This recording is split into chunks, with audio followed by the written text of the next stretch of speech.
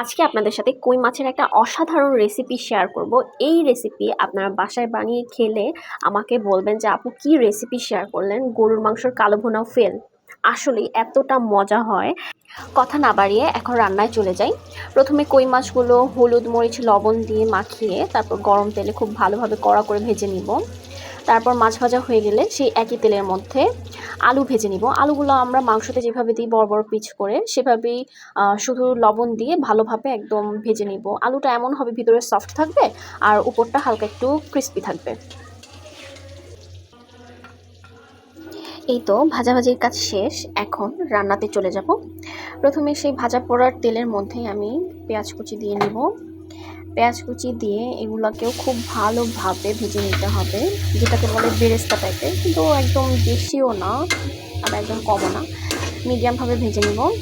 যখন এরকম brown colour বাদামি কালার হয়ে আসবে, তারপরের মধ্যে আস্তে আস্তে আমি একটু পানি দেওয়ার পর মশলা অ্যাড করব। জিরা বাটা, রসুন বাটা, হলুদ গুঁড়ো, মরিচ গুঁড়ো, স্বাদ মতো লবণ, সব কিছু দিয়ে ভালোভাবে এটাকে কষিয়ে নিব।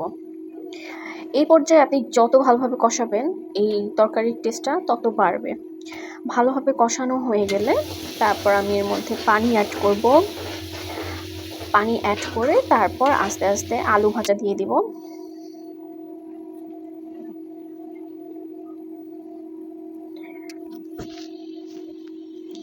এখন আলুর সাথে মশলাগুলো আবার ভালোভাবে কষাবো। আসলে এটা টেস্টটা কষানোর উপরেই থাকে, আপনি যত ভালোভাবে এটা কষাবেন এটার টেস্টটা ততটাই বাড়বে। তারপর পরিমাণ মতো ঝোলের জন্য পানি দিয়ে দিব। তারপর একে একে ভাজা মাছগুলো দিয়ে দিব।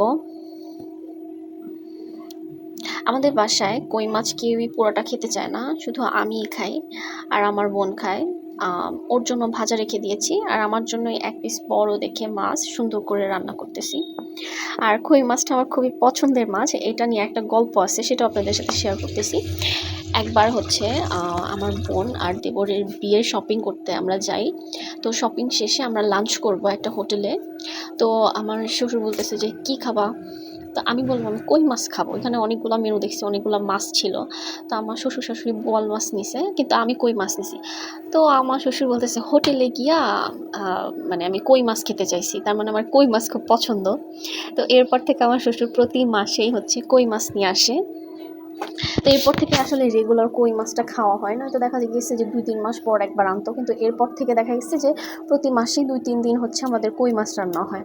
আর আমার শ্বশুর তো সবসময় বলে যে মানে এসি না হোটেলে গিয়ে কই মাছ খেতে চাইছে। এটা নিয়ে আমাকে আসলে খুব চেতায়, ভালোই লাগে। যাই হোক, আমার রান্না শেষ, এরপর হচ্ছে আবার খুব মজা করে তৃপ্তি করে খাচ্ছিলাম। আসলে এই রান্নাটা যে কী মজা আপনারা না খেলে বুঝবেন না। আর এটা বললাম না, এটা খাইলে আপনারা মাংস আর খেতে যাবেন না। চিন্তা করবেন যারা মাছ খেতে পছন্দ করে না, তারা এইরকম রেসিপি করে খেলে প্রতিদিনই খেতে যাবেন।